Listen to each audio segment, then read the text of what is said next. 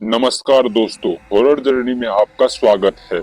आपने इससे पहले बहुत सी कहानियां सुनी होंगी, लेकिन ये कहानी आपके रूह तक को हिला देगी।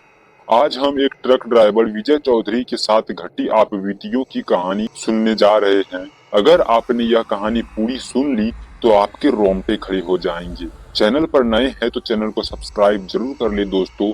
आइए विजय चौधरी की यह कहानी विजय चौधरी के ही पॉइंट ऑफ व्यू से सुनते हैं। नाम है विजय चौधरी, उम्र लगभग 38 साल।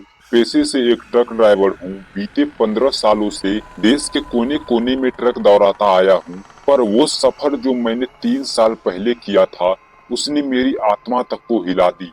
मैंने सोचा नहीं था कि झारखंड के पलामू से उत्तर प्रदेश के सोनभद्र तक का 300 किलोमीटर का सफर मेरी जिंदगी का सबसे डरावना अनुभव बन जाएगा। मैंने एक पुराना मगर मजबूत ट्रक लिया था, अशोक लाइलैंड 1616, जिसका नंबर था BR03G7193।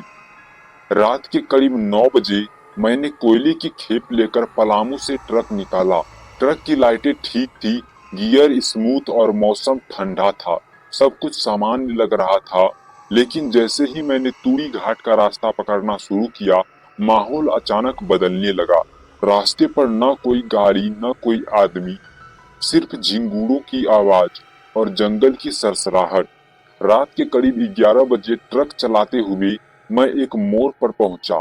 वहां एक बूढ़ा आदमी हाथ हिला रहा था। सफेद धोती, सफेद दाढ़ी और आंखें इतनी लाल कि जैसे खून टपक रहा हो।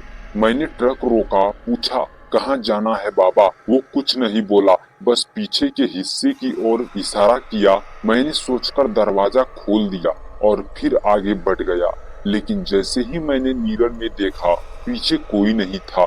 पीछे उतरकर देखा तो ट्रक खाली थी। एक ठंडी लहर रीढ़ से नीचे की तरफ दौड़ गई मेरी। जंगल के बीचों बीच ट्रक जैसे ही एक सुनसान हिस्से से गुजरा, ट्रक की बॉडी के अंदर से किसी के खरोचने की आवाज आने लगी, जैसे कोई अंदर से दीवारें नोच रहा हो।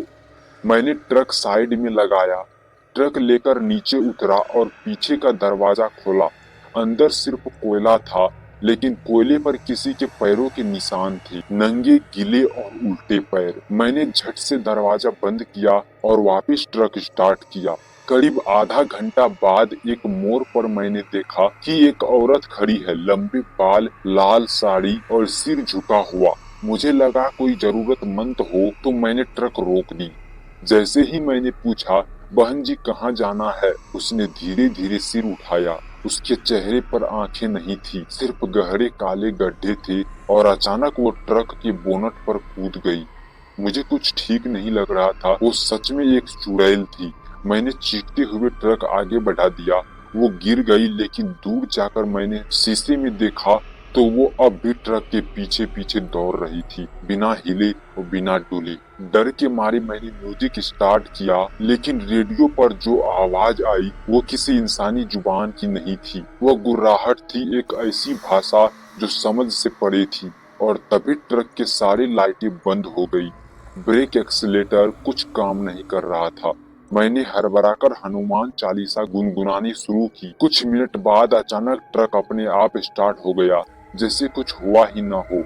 मैंने तेजी से ट्रक दौड़ा दिया और मकरा घाट की ओर बढ़ा, लेकिन तभी मैंने देखा कि मेरी घड़ी में रात के 12 बजे थे, पर मैं 11 बजे तूड़ी घाट से निकला था और अब तक कम से कम 3 घंटे बीतने चाहिए थे। समय जैसे ठहर गया था। एक जर्जर पुल आया जिसके नीचे एक गहरी खाई थी।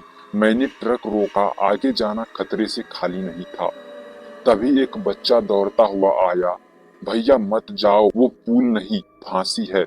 मैं चौंक गया, पूछा कौन हो तुम, और अकेली रात, इतने अंधेरे में, इतनी सुनसान जंगल में तुम क्या कर रहे हो। बच्चा बोला, जिसने तुम्हें ट्रक के पीछे बुलवाया था वो बाबा नहीं, वो साम्बान है, जिन्न है, इन जंगल के 12 लोग खा चुका है। बोलते बोलते ही वो बच्चा वहाँ से गायब हो गया।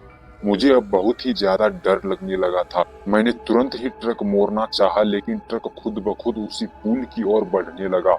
ऐसा लगा जैसे किसी ने स्टीयरिंग थाम ली हो। मैंने ब्रेक मारा, गियर बदले, हेड ब्रेक खींची, कुछ काम नहीं कर रहा था।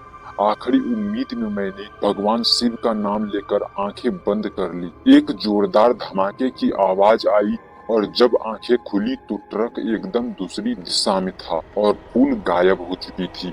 सुबह के करीब 4 बजे मैं किसी तरह सोनभद्र के बाहरी हिस्से में पहुंचा। ट्रक की हालत बहुत ही खराब थी और मैं जिंदा था। वहां की लोकल वर्कशॉप में ट्रक ठीक करवाया। जब मैंने वहां के एक बूढ़े मिस्त्री को पूरी बात बताई तो वो बोला, तूड़ी घाट से लेकर मकरा घाट तक का वो रास्ता श्रापित है। वहां आज से 30 साल पहले एक आदिवासी बस्ती को जिंदा जला दिया गया था। कहते हैं उनकी आत्माएं आज भी उस जंगल में भटक रही है और जो उस रास्ते से रात में गुजरता है वो या तो लौट कर नहीं आता या फिर वो वहीं रह जाता है हमेशा के लिए। उस दिन के बाद मैंने कसम खा ली कि रात में कभी किसी सुनसान जंगल के रास्ते ट्रक नहीं चलाऊंगा। आज भी जब अकेले होता हूँ तो कभी कभी उस बच्चे की आवाज, उसका चेहरा और ट्रक में गूंजती वो गुर्राहती आवाज मेरे कानों में गूंज जाती है। अब अगर मुझसे कोई पूछे, ड्राइवर हो क्या कभी कुछ अजीब देखा, तो मैं सिर्फ मुस्कुराकर कहता हूँ, मैंने मौत को देखा ट्रक के शीशे में। उस दिन से आज तक मैंने कभी रात में ट्रक ड्राइवर की ट्रैवलिंग नहीं की। शाम ढलते ही वो ठंडी रात मेरे सीने को चीर जाती है।